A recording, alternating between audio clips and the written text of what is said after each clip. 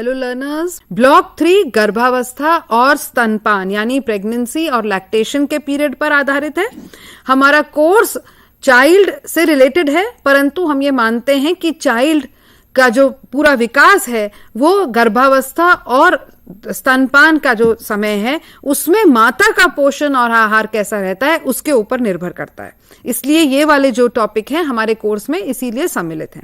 तो आज की हमारी चर्चा का विषय है nutrition and health care during pregnancy and lactation, और स्पेसिफिकली हम अभी यूनिट 9 पे चर्चा करेंगे जिसमें हम मील प्लानिंग यानी गर्भवती और स्तनपान कराने वाली महिलाओं के लिए आहार योजना किस प्रकार करें। और इस यूनिट के हमारे ऑब्जेक्टिव्स हैं, हम ये समझेंगे कि प्रेगनेंसी और लैक्टेशन के दौरान पोषक तत्वों की आवश्यकता बढ़ क्यों जाती है और इसमें हमें मील प्लानिंग से हमें इसके ऊपर फिर क्या ध्यान रखना है। अगर ये पोषक तत्वों की आवश्यकता बढ़ जाती है तो उसका मील प्लानिंग के ऊपर क्या प्रभाव है और किस प्रकार हम गर्भावस्था और स्तनकाल के दौरान बैलेंस डाइट्स बना सकते हैं और खा सकते हैं। तो पहले तो ये समझें कि गर्भावस्था के दौरान क्यों पोषक तत्वों की रिक्वायरमेंट बढ़ जाती है। तो पहली बात तो यह है कि इस दौरान जरूर माता के गर्भ में बच्चे का विकास हो रहा है और माता के स्वयं के टिश्यूज, माता के स्वयं के ऊतक भी हैं, उनमें वृद्धि हो रही है और इसके कारण प्रेगनेंसी के दौरान वेट गेन होता है।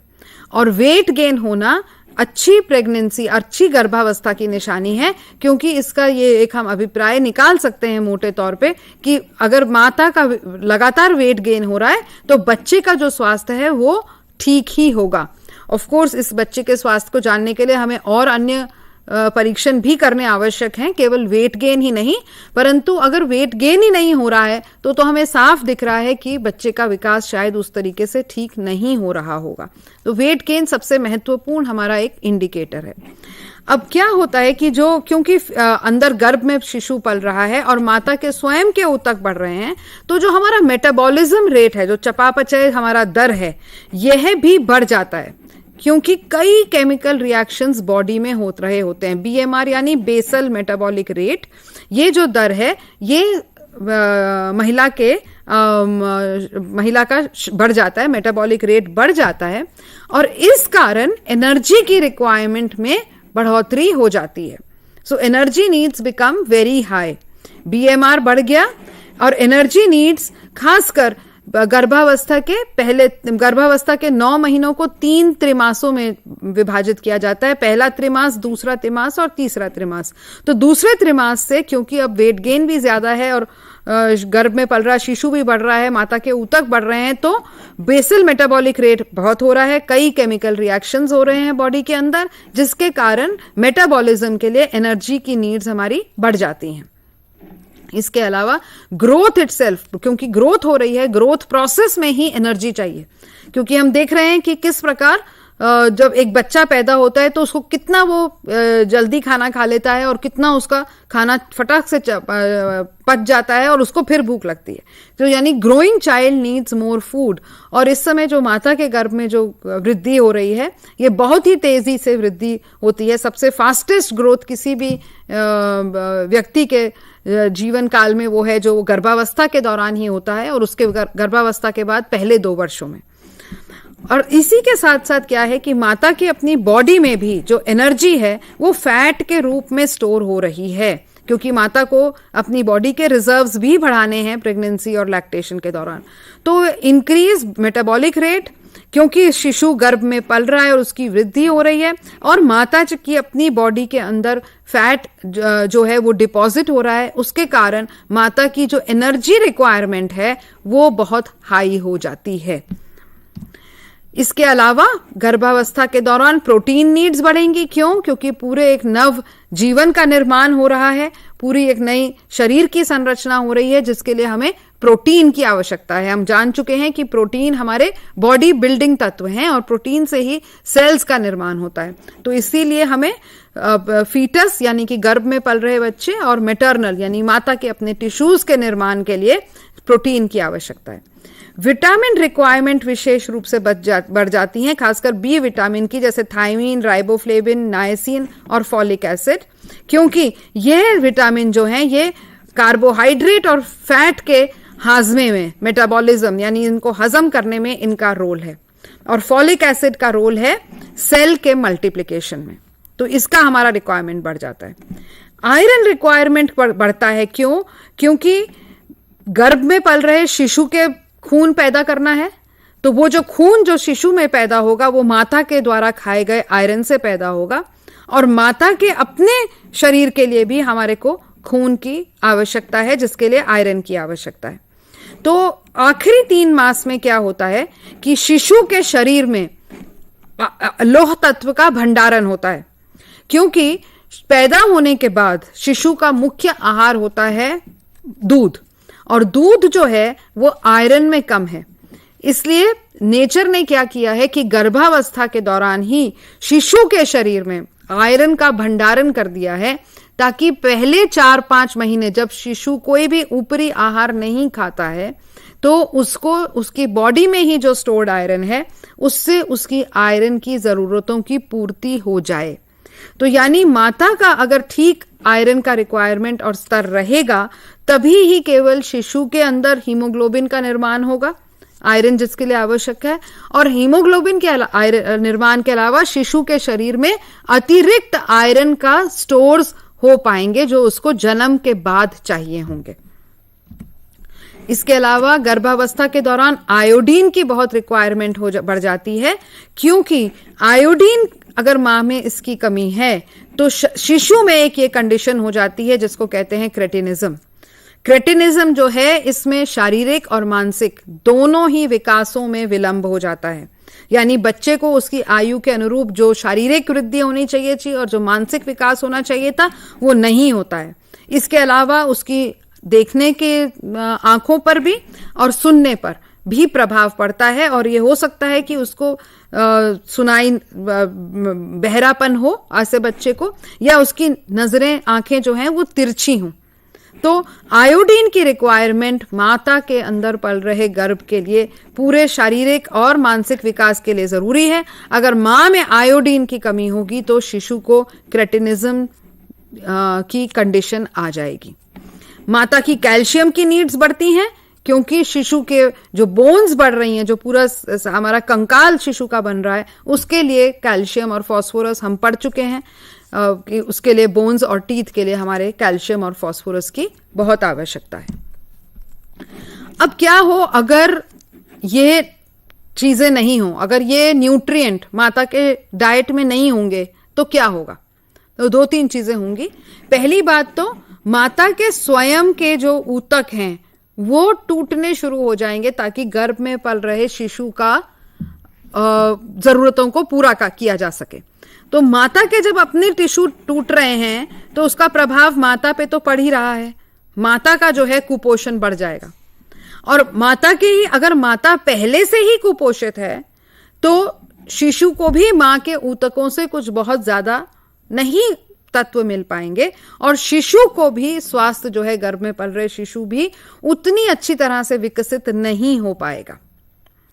इसके अलावा माता जब प्रेग्नेंट है तब तो हमें खाने का ध्यान रखना ही है, परंतु उससे बहुत पहले हमें किशोरी युवती के खाने का ध्यान रखना है, क्योंकि किशोरावस्था वह समय है जब किसी भी महिला का जो शरीर है वो प्रेगनेंसी के लिए तैयार होता है। अगर किशोरावस्था में लड़की के खाने पीने का ध्यान नहीं रखा गया तो उसका शरीर गर्भावस्था के लिए उचित रूप से प्रिपेयर नहीं हो पाता है, और समस्या यहां तब बढ़ जाती है जब हमारे देश में कई किशोरी युवतियां ही हैं जिनका गर्भधारण हो जाता है और जो माता बन जाती हैं। तो यानी ये बात ये हुई कि अभी जो एक युवती अभी पूर्ण रूप से फिजिकल और बायोलॉजिकल मैच्योरिटी पे नहीं पहुंची है, उसका शरीर अभी उस प्रकार से परिपक्व नहीं हुआ है, परंतु प्रेगनेंसी के कारण अभी जो उसके खुद के शरीर का निर्माण होना था वो तो पीछे रह गया, और उसके अंदर जो एक नवजीवन पल रहा है उसके शरीर के निर्माण की आवश्यकता हो गई। तो यानी एडोलेसेंट प्रेगनेंसी पर दोबारा ही किशोरी युवती के स्वास्थ्य के ऊपर बहुत अत्यधिक कुप्रभाव पड़ता है। तो उल्टा हमें एडोलेसेंट प्रेगनेंसी तो बिल्कुल अवॉइड करनी ही है, और किशोरी लड़की के स्वास्थ्य के और न्यूट्रिशन के ऊपर पूरा ध्यान रखना है ताकि जब वो माँ बने तो उसकी बॉडी जो है ऑलरेडी तैयार हो मातृत्व का कार्य करने के लिए। तो प्रेगनेंसी से पहले की डाइट उतनी ही इंपॉर्टेंट है ताकि शरीर में पोषक तत्वों के रिजर्व भंडार मिल सके हमें यानी जो गर्भ में शिशु पलेगा उसको मिल सके और शिशु के लिए वो अवेलेबल हो और माता और गर्भ शिशु दोनों को ही अच्छा स्वास्थ्य उनका बना रहे। अब हमें क्या भोजन, कितना भोजन, कितनी मात्रा में भोजन करना है, तो यही चीज है जिसको हम कहते हैं रेकमेंडेड डाइटरी इनटेक, यानी प्रस्तावित खाने पीने की प्रस्तावित मात्राएं। अब हमने आपने पिछली बार यह पढ़ा था कि एक आम महिला को जो 3 वर्गों में विभाजित है, अत्यधिक श्रम करने वाली, मध्यम श्रम करने वाली और अल्प श्रम करने वाली, इन तीनों ग्रुप की महिलाओं के लिए एनर्जी और प्रोटीन की रिक्वायरमेंट अलग अलग हैं, जो कि आपके किताबों में भी दी गई हैं।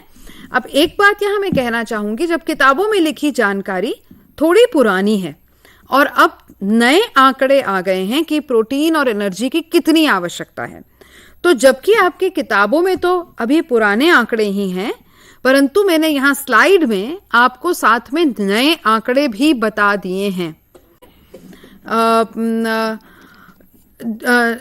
जो हमारे नए आंकड़े हैं वो भी मैंने यहां पे आप देखेंगे कि मैंने स्लाइड में बताए हैं। फर्क बहुत ज्यादा नहीं है नए और पुराने आंकड़ों में, परंतु फिर भी थोड़ा सा ध्यान में रखने की बात है ये। तो हम ये कह रहे हैं कि देखिए, एक सेडेंट्री मतलब जो अल्प श्रम कर रही है, मतलब जो दिन भर जिसका बैठने का कार्य है, तो जो एक सेडेंट्री महिला है वो और प्रेग्नेंट नहीं है, तो उसकी एनर्जी कितनी चाहिए, उसको 1875 किलो कैलोरी एनर्जी ये महिला को चाहिए, और नए आंकड़ों के हिसाब से असल में 1900 चाहिए। अगर ये बिना प्रेगनेंसी के रिक्वायरमेंट है तो अब देखें प्रेगनेंसी में कितनी, प्रेगनेंसी में हमें 300 कैलोरी अधिक और चाहिए, और नए आंकड़े देखें तो 350 कैलोरी अधिक चाहिए। तो यानी इतना खाना हमें एक्स्ट्रा खाना है प्रेगनेंसी के दौरान अल्प श्रम करने वाली महिला को अपने पहले खाने से।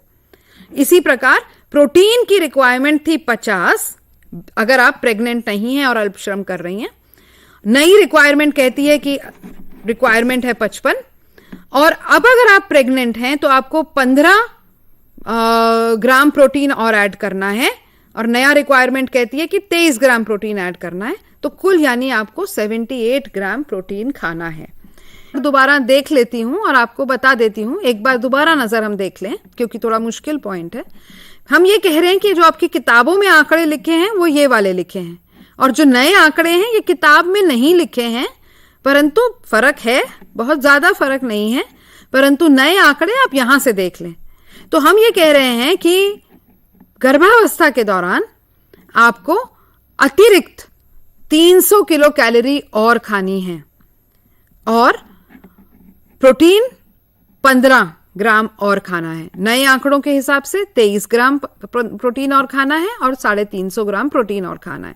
तो आप ये नए आंकड़ों को भी नोट कर लें, और यह आंकड़े आपकी पुस्तक में, अभी तो मैंने यहां पे उदाहरण केवल अल्प श्रम करने वाली महिला का दिया है, परंतु आपकी पुस्तक में मध्यम श्रम और भारी श्रम करने वाली महिला के आंकड़े भी हैं।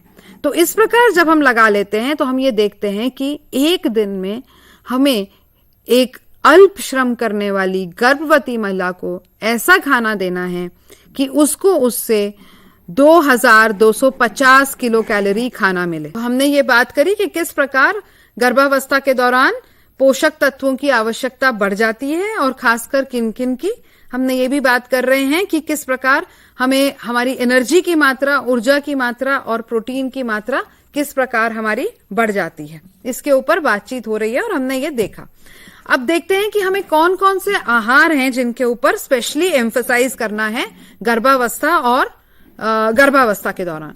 तो एक तो दूध और दूध से बने सभी प्रकार के पदार्थ, क्योंकि ये दूध को कंप्लीट फूड माना जाता है, यानी हर प्रकार से एनर्जी, प्रोटीन और विभिन्न विटामिन और मिनरल दूध में भरपूर हैं, इसलिए दूध जो है हमारा ये बॉडी बिल्डिंग फूड ग्रुप से हो गया, इसकी हमारे को मात्रा बढ़ानी होगी गर्भावस्था के दौरान, क्योंकि हमें एनर्जी चाहिए और हम जानते हैं कि सीरियल्स और नट्स एनर्जी के मुख्य स्रोत हैं, तो हमें सीरियल्स और नट्स की भी मात्रा बढ़ानी होगी। पल्सेस जो है वंस अगेन हमें एनर्जी भी देती हैं और बॉडी बिल्डिंग भी करती हैं। फ्रूट्स और ग्रीन लीफी वेजिटेबल्स हमारी जो है ये हमारे को विटामिन और मिनरल प्रदान करती हैं, तो ये हमारे को इन सभी की मात्रा थोड़ी थोड़ी मात्रा में बढ़ाना होगा ताकि हमारी एक्स्ट्रा एनर्जी और प्रोटीन की मात्रा फुलफिल हो जाए। यह विशेष ध्यान रखें कि जो नमक का प्रयोग किया जा रहा है वो आयोडाइज सॉल्ट ही है ताकि शरीर में आयोडीन की डेफिशिएंसी ना हो। जबकि हमने ग्रीन लीफी वेजिटेबल्स और पल्सेस इत्यादि का सेवन बढ़ा दिया है, फिर भी जो इन सब से जो हमारे को आयरन मिलता है वो लगभग काफी नहीं होता है, इसलिए गर्भावस्था के दौरान अतिरिक्त आयरन और फॉलिक एसिड की टैबलेट्स भी खाने की आवश्यकता हो सकती है, क्योंकि आहार के रूप से हो सकता है काफी ना हो हमारा आयरन का मिलना। ओके, सो हम यहाँ इस समय मील प्लानिंग की ये बात कर रहे थे, हम ये बात कर रहे थे क्या क्या फूड्स हमें एम्फसाइज करने हैं। उसके अलावा हमें देखना है कि intake of fluid is very important. हमें at least 6 to 8 glasses of water during pregnancy, और इसके अलावा other type of beverages like fruit juice, milk, tea और एनी अदर नारियल पानी और anything else we can take. Water is very important, क्योंकि जो कॉन्स्टिपेशन है which is a complaint, this will be prevented by taking water और fibre rich foods. तो हमने ये देखा था कि हमें इधर मोर ऑफ सीरियल्स, और हमने कहा है ये whole grain cereals, pulses, fruits और ग्रीन लीफी वेजिटेबल जो है हमें फाइबर भी प्रदान करेंगे। मॉर्निंग सिकनेस की जो इश्यू रह सकता है कई लोगों को, उसके लिए सुबह ड्राई कार्बोहाइड्रेट रिच फ्रूट्स अगर हम खाएं, यानी जैसे कोई बिस्किट या रस्क इत्यादि, that can stop morning sickness. अगर कोई गैस क्रिएटिंग किसी महिला को प्रॉब्लम लगती है तो गैस वाले फूड्स जो उनको खुद पर्सनली लगते हैं वो अवॉइड करें। जैसे जैसे गर्भावस्था की अवस्था आगे बढ़ती है तो क्योंकि वजन बढ़ जाता है, इसलिए एक बार में अधिक खाना खाना मुश्किल होता है, क्योंकि फीलिंग ऑफ हेवीनेस भी होती है और एक जलन की शिकायत जिसको हार्टबर्न कहते हैं वो भी हो सकती है। इसलिए गर्भावस्था के दौरान कम अंतराल पर बार बार खाना खाना, छोटा खाना खाना, स्मॉल मील्स बेटर रहता है। फैटी और ज्यादा रिच फूड्स अवॉइड करने चाहिए, क्योंकि ये once again feeling of heaviness करेंगे। और मील्स के बीच में जैसे जो हमारे 4 मुख्य आहार हैं, सुबह का चाय, ब्रेकफास्ट, लंच और शाम की चाय और डिनर, इनके बीच में अगर आप मिड मॉर्निंग और मिड आफ्टरनून यानी 10, साढ़े 10, 11 बजे और 3, साढ़े 3, 5 बजे कोई न्यूट्रिशियस स्नैक ले सकते हैं। कई न्यूट्रिशियस स्नैक के उदाहरण हमारे यूनिट में दिए गए हैं और हर रीजन का अपना न्यूट्रिशियस कई मान्यताएं हैं कि ये वाला ऐसा आहार पौष्टिक रहता है। तो उसको जो भी हमारी न्यूट्रिशन रिलेटेड मान्यता है उसको, क्योंकि अब आप ये न्यूट्रिशन की साइंस समझ रहे हैं, तो आप जो खा रहे हैं उसका विश्लेषण करें। जो मैं ये चीज खा रही हूं, जो मुझे देने को दी जा रही है चीज, इसमें क्या फायदा है, इससे मुझे खाने में क्या मिल रहा है। तो ये विश्लेषण करें कि आप जो अपने रीजनल जो पौष्टिक आहार जिसको कहते हैं कि ये विशेष इस अवस्था में खाने हैं, वो खाने कहाँ तक ठीक है। अगर हम बहुत ज्यादा भी घी वाले खाना खाते हैं तो क्या वो उतना उचित है, क्योंकि एक्सेसिव वेट गेन भी प्रेगनेंसी में उचित नहीं है। और एक्सेसिव तेल वाले या घी वाले खाने से आपका जो अभी हम बात कर रहे थे फीलिंग ऑफ हेवीनेस, ये भी बहुत ज्यादा हो सकती है। तो आपकी जो रीजनल मान्यताएं हैं उनको आप थोड़ा ये साइंटिफिक जो आप स्टडी कर रहे हैं इसके साथ परख के देखें कि हमारे प्रचलन कहां तक सही हैं और हमें क्या फॉलो आगे करना है। वेट गेन हमें बहुत अपना during pregnancy there should be a continuous increase in weight within the required amount. तो यानी हमारे को डॉक्टरी जांच के लिए जाना बहुत जरूरी है। हर खाना खाने के बाद अगर महिला रेस्ट ले तो अच्छा है, क्योंकि इससे खाने का पाचन शरीर में ज्यादा अच्छा होता है और वो जो खाने का जो भी पोषक तत्व हैं वो शरीर को ज्यादा बेहतर मिल पाते हैं। किसी भी प्रकार का धूम्रपान या अल्कोहल बिल्कुल भी नहीं करना चाहिए गर्भावस्था के दौरान, क्योंकि हम ये समझें कि जहां पे गर्भस्थ शिशु मां से जुड़ा होता है, बच्चा पेटी में, वहां उस कनेक्शन से कई प्रकार के जो तत्व हैं वो बच्चे के खून में आ जाते हैं और बच्चे को प्रभावित करते हैं। तो इस प्रकार का जैसे जो भी अनावश्यक डेंजरस तत्व हैं, ये भी बहुत आसानी से आ जाते हैं और शिशु को नकारात्मक रूप से प्रभावित करते हैं। किसी भी प्रकार का ड्रग्स या किसी भी प्रकार का मेडिकेशन, यहाँ मेडिकेशन होना चाहिए था, स्पेलिंग थोड़ा गलत है, बिना डॉक्टर की एडवाइस के लेने बिल्कुल भी सही नहीं है। हो सकता है कि आपको उसका अभी इफेक्ट ना पता चले, परंतु बाद में इफेक्ट उसका पता चलता है। जैसे एक केस में मैं जानती हूं कि किसी ने पेट दर्द के कारण कोई एंटीबायोटिक्स ली गर्भावस्था के पहले 3 महीने में, और 20 साल की उम्र में जब उसका जो बच्चा था 20 साल का हुआ और उसको दांतों का कोई इशू आया, जो उसके दांत थे बहुत जल्दी खराब हो जाते थे, और डॉक्टर के पास पहुंचने पे पता चला कि उस बच्चे का जो दांतों का एनामल है वो बहुत अच्छी तरह नहीं बन पाया गर्भावस्था के दौरान, क्योंकि माता ने वो एंटीबायोटिक दवाई ली थी। तो हो सकता है बिल्कुल शुरू में हमें ना पता चले कि हमने कोई चीज ली है, उसका क्या इफेक्ट होगा। इसलिए किसी भी प्रकार की मेडिकेशन तो पहले लेनी ही नहीं चाहिए, और एक अच्छे डॉक्टर की सलाह में लेते हुए ही कोई मेडिकेशन खानी चाहिए। सेल्फ मेडिकेशन चाहे आयुर्वेदिक, होम्योपैथिक कोई भी हो, क्योंकि हम समझें कि हम एक पूरी एक जीवन के साथ हमारा रिस्पॉन्सिबिलिटी है, और हमारे कोई भी एक्शन एक जीवन को पूरे उसके जीवन के लिए प्रभावित कर सकता है। तो ये बहुत ही एक केयरफुल होने वाली बात है प्रेगनेंसी के दौरान।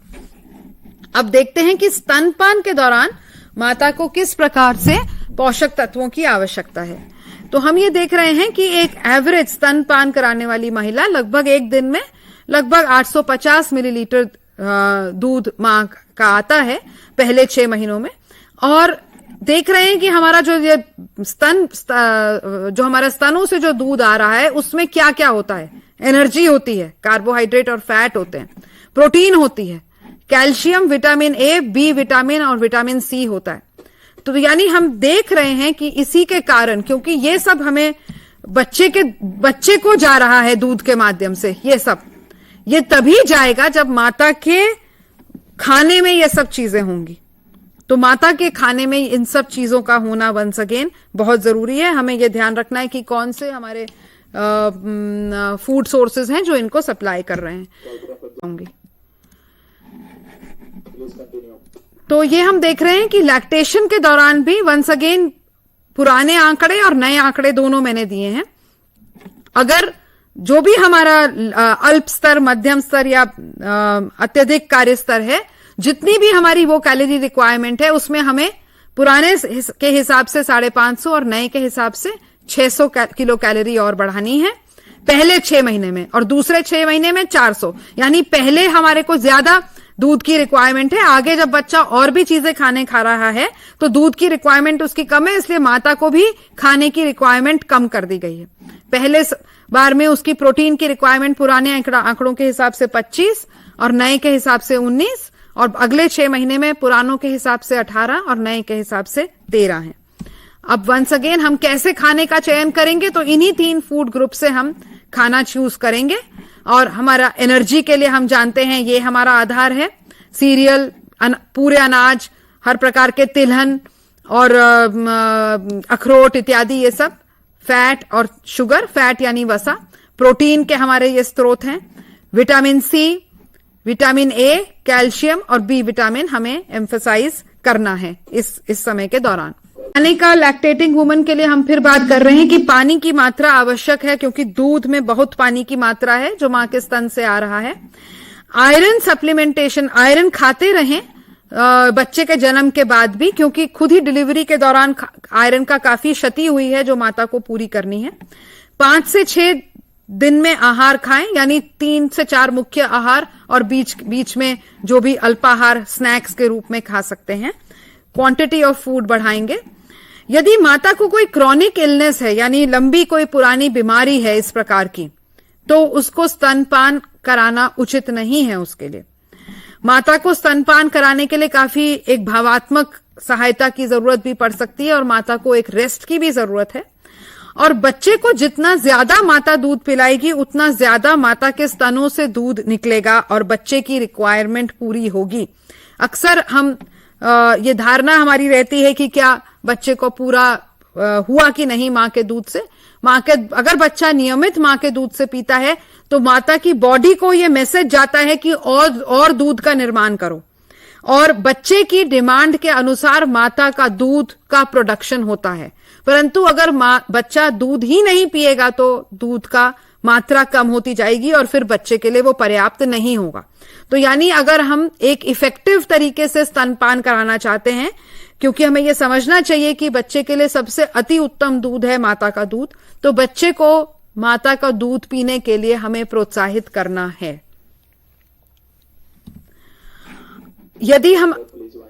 यदि हमारा प्रेगनेंसी में माता मालनरिश्ड है तो उसका क्या प्रभाव होता है, यानी कुपोषित माता ने प्रेग्नेंट हो गई है, तो हम ये देख ही रहे हैं हमारे देश में लगभग कई माताएं हैं जिनको उनको जितनी कैलोरी चाहिए उससे लगभग 1000 कैलोरी कम खाना मिलता है उनको।